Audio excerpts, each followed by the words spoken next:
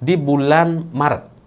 Jadi bulan Maret itu Gibran lagi belusukan, dia seperti biasa turun ke bawah, bertemu dengan masyarakat di Bekasi kalau nggak salah karena ada banjir waktu itu. Dan kemudian Gibran ini diomelin sama mama. Wah, viral sekali videonya waktu itu.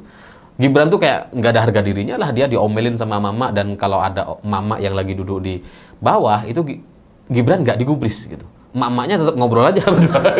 Mau ada wapres terserah lah gitu ya.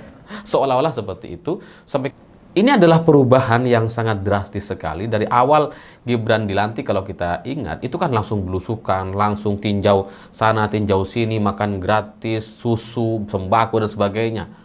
Dari yang awalnya dia selalu bilang kita akan belanja masalah. Ketika belusukan dia bilang ya kita lagi belanja masalah. Sekarang terjadi perubahan, dia tiba-tiba belanja like di YouTube.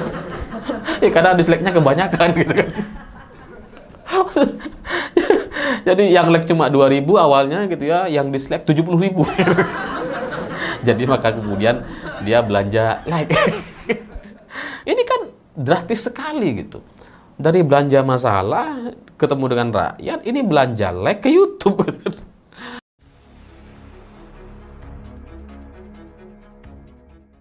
Awalnya terus terang saya pikir itu ya wajar lah, di era sekarang itu rasanya semua orang harus punya YouTube, dan mungkin juga ada kekhawatiran dari persaingan yang sangat keras sekali ditunjukkan oleh Deddy Mulyadi di Jawa Barat, apalagi Deddy Mulyadi ini adalah kader partai Gerindra gitu, penguasa hari ini.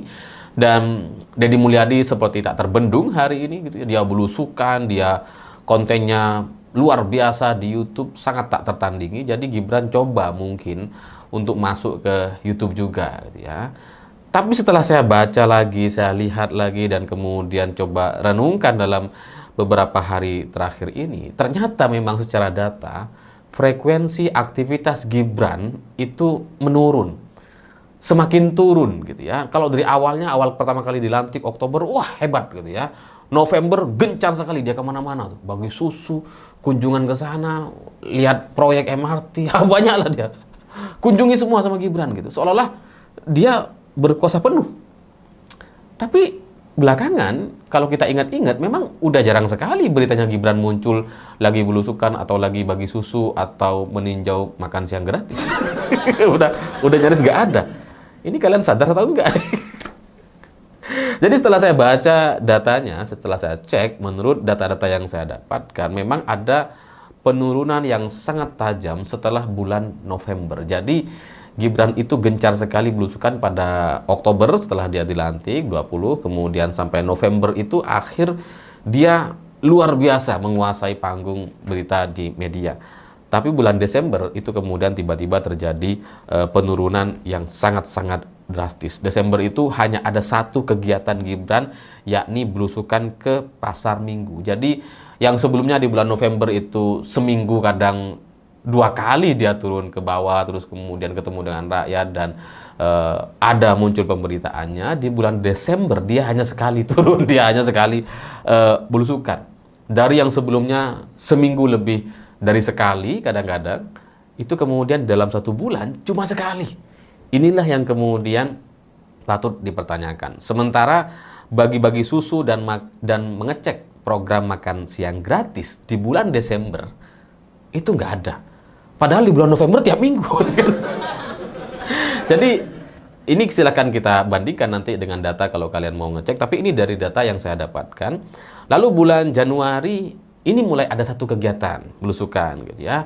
Ada satu kegiatan belusukan, tapi tidak ada pengecekan makan siang gratis dan bagi-bagi susu lagi. Bulan Februari ada ninjau makan siang gratis 1 kali. Tapi ninjau proyek juga sekalian di Samarinda kalau nggak salah dari data yang saya dapatkan. Jadi aktivitas Gibran setelah bulan November, Desember, Januari, Februari itu memang drop fatal sekali. Dan yang menarik, yang paling menarik menurut saya adalah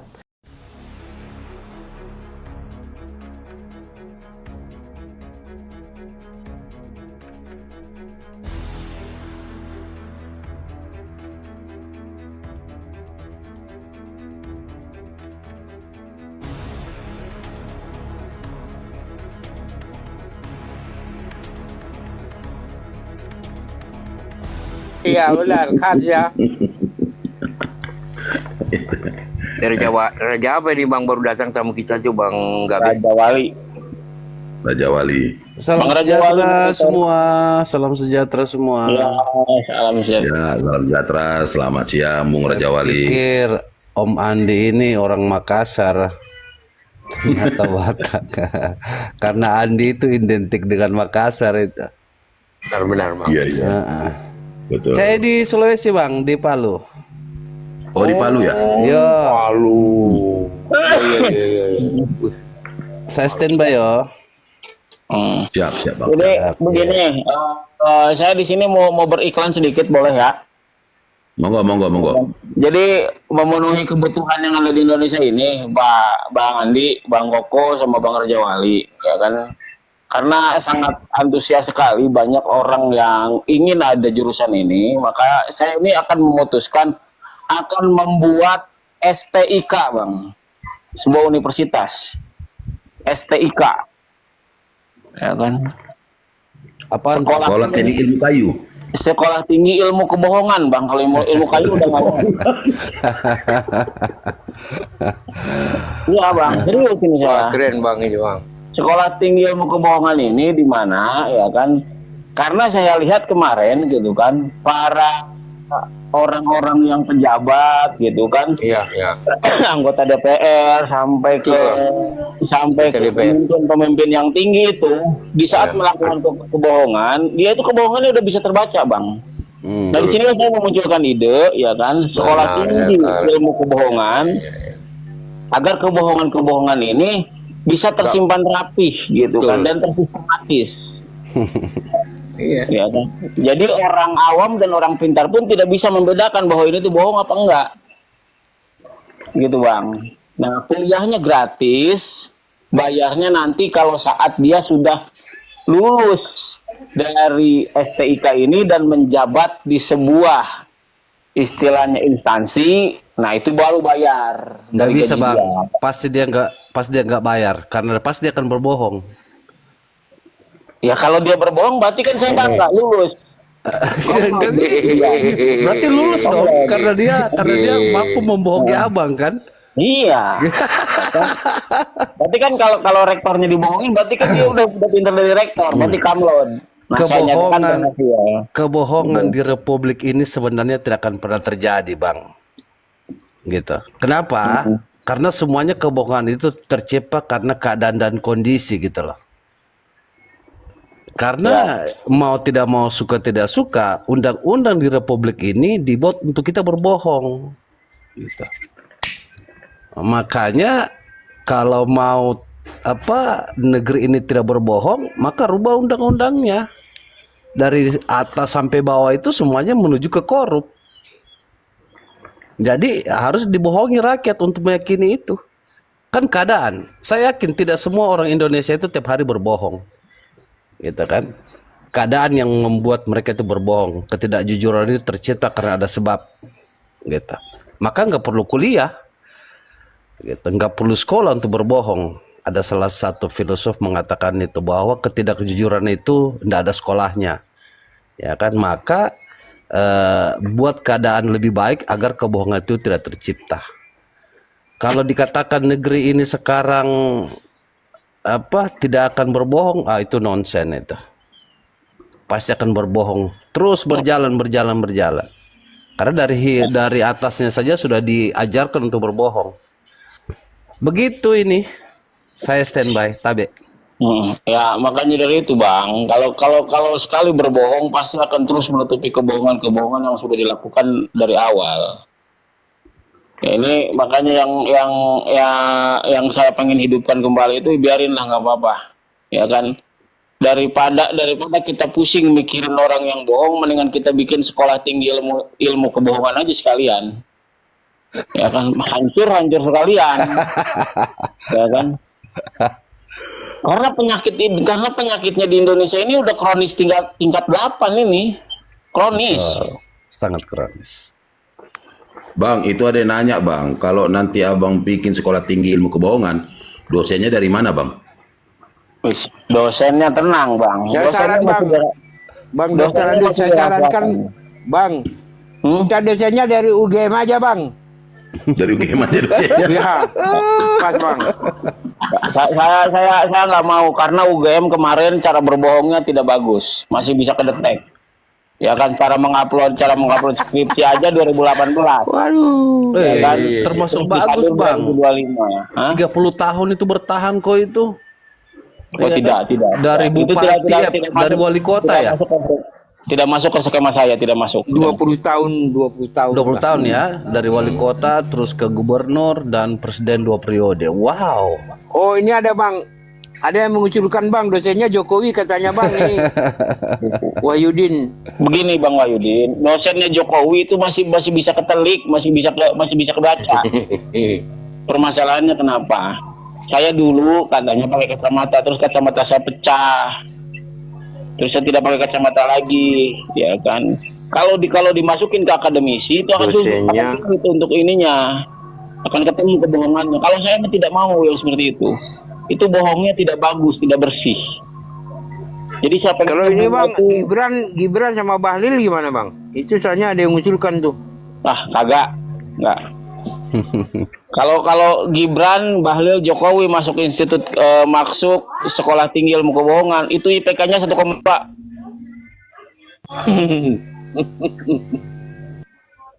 Tapi saya pesimis dengan kasus yang lagi heboh itu. Karena beberapa presiden kita yang terkena kasus, presiden-presiden sebelumnya ya, yang terkena kasus itu juga aman-aman saja. Itu menjadi adab bangsa ini bahwa seorang mantan presiden itu nggak bisa dijerat hukum setelah dia selesai menjabat. Itu sudah dikunci kayaknya itu. Ya, makanya Bang, di Indonesia ini sekarang tinggal keberanian mutus satu rangkaian untuk bisa Indonesia jauh lebih bersih. Kalau satu Revolusi. rangkaian, Jalan satu-satunya revolusi. Semua infrastruktur undang-undang itu di-stopkan semua. Masing-masing daerah bikin salah satu bagan hukum, terus bentuk pemerintahan baru. Nanti dilihat yang mana sampelnya bagus, gitu. Setelah sampel hukumnya bagus, itu yang diterapkan oleh negara yang besar ini, gitu. Kalau tidak diputus mata rantainya dengan revolusi, maka begini-begini saja sampai kita mati dan generasi kita lagi akan datang, gitu. ya betul, saya setuju sekali. Karena apa? Kalau mata rantainya ini tidak diputus, istilah, maka akan melahirkan lagi yang namanya kroni-kroni baru yang akan semakin liar. Nah, makin ke sini Indonesia makanya tidak akan semakin bagus kalau misalkan penyakit ini tidak dihilangkan, ya kan, sampai ke akar-akarnya. Ya kan, kalau tidak ada revolusi tidak akan bisa kembali bersih negara Indonesia ini. Itu. Bang Koko mau di-mute, Bang Koko nggak rame Enggak, ini sambil dengar bang. Nanti kan kalau saya mau terus ini. Lanjut bang. Om Koko bikin pemantik lah Om Koko biar enak diskusinya. Lucunya gue ini bang, gurunya ini Dr. Bahlul, Dr. Andus Insinyur ini bang ya. Dia yang suka kasih umpan. Ya, makanya gini Bang, saya bilang di dalam suatu negara ini, ya kan, kemarin saya udah pernah bercerita, sebaik-baiknya sistem, sebagus-bagusnya undang-undang, ya kan, kalau orangnya itu saja yang berdiri di atas undang-undang tersebut, sampai kapanpun tidak akan bersih. Iyalah. Ya kan. Nah, makanya yang perlu diganti itu adalah orang-orangnya ini, yang ada di anggota DPR udah buang semua, ya kan.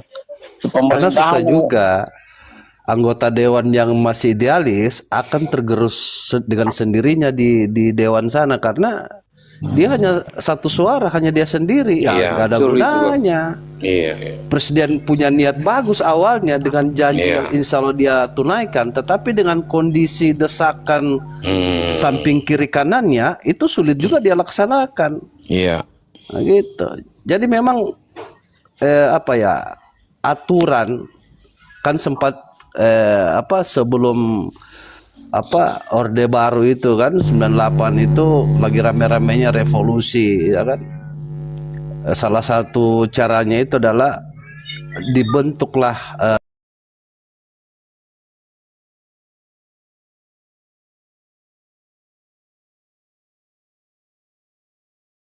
ini ya, apa juga nggak akan meng-underestimate effortnya seorang istri kalau pengen berbuat apa ya hal-hal yang bisa intinya di sini apa tuh mengikat suami untuk tidak selingkuh. Mungkin sedikit aja bocoran dari saya gini bang.